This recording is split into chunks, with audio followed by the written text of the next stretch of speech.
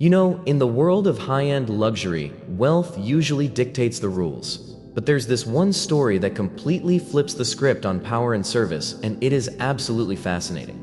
Welcome to this explainer, where we're going to dive into the undeniable aura of Akira Nakai. Now, for automotive enthusiasts, Nakai's name is already an absolute legend.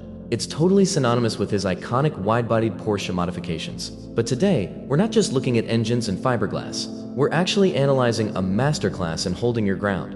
We're talking about a man whose sheer presence and uncompromising attitude literally humbled the wealthiest people on the entire planet.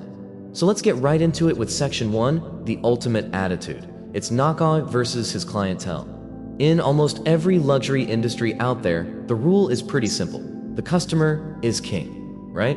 Standard car modifiers will basically bend over backwards for the ultra-rich because, well, that's where the money is. But Nakai, he operates in an entirely different universe. He shows absolutely zero intimidation, not even when he's dealing with globally recognized billionaires who are used to just snapping their fingers and getting exactly what they want.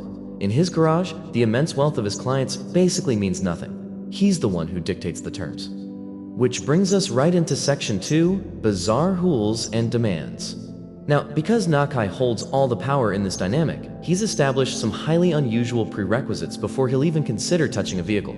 It's kind of like a rock star's backstage rider. So yes, obviously there is the massive financial invoice, but to secure his services, clients must also provide a Coca-Cola, a comfortable sofa, and a pack of cigarettes.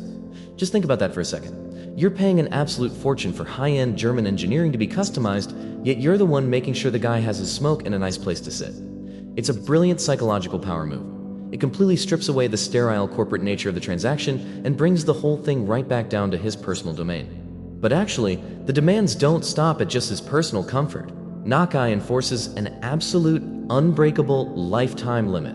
He will only ever modify exactly one car per person. That's it, one. If a billionaire absolutely loves their first build and comes back begging for a second cash in hand, the answer is a flat no. He refuses repeat requests across the board, completely regardless of their social status or the size of the blank check they're holding. So this brings up a massive mystery, doesn't it? Why?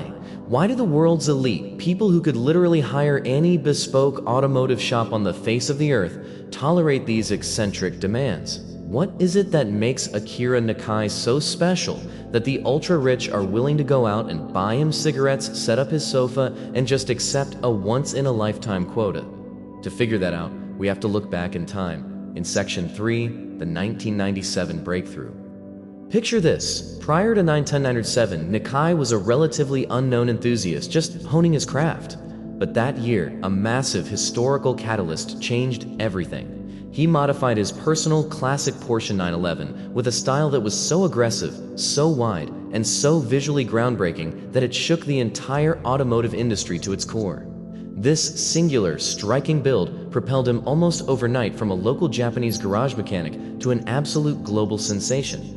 The entire world literally went crazy for this unprecedented style of modification. And that leads us seamlessly into Section 4, cars turned into art. You see, this is the real secret behind all the madness. Nakai isn't just a mechanic bolting parts onto a chassis. He is a highly sought-after artist. When he works on a car, it basically ceases to be a mere vehicle. His final products are these bespoke, handcrafted masterpieces. He does so much of the cutting and the fitting purely by eye and feel, transforming what is essentially a sterile piece of engineering into a raw, emotional sculpture. So people aren't paying for a standard service, they're commissioning a drivable piece of art. And because his output is undeniable art, he's achieved this mythical, almost rock god celebrity status. Consequently, the most powerful figures in business literally line up for him. They want a piece of his genius so badly that their immense wealth just takes a back seat to his schedule and his eccentric rules. It's a complete 180-degree reversal of traditional power dynamics, and it's driven entirely by the undeniable quality and uniqueness of his craft. Which brings us to our final thought in Section 5. Is the attitude justified? We've seen the wild demands, the absolute disregard for crazy wealth, and of course the artistic genius that commands it all. So we want to leave you with this to ponder.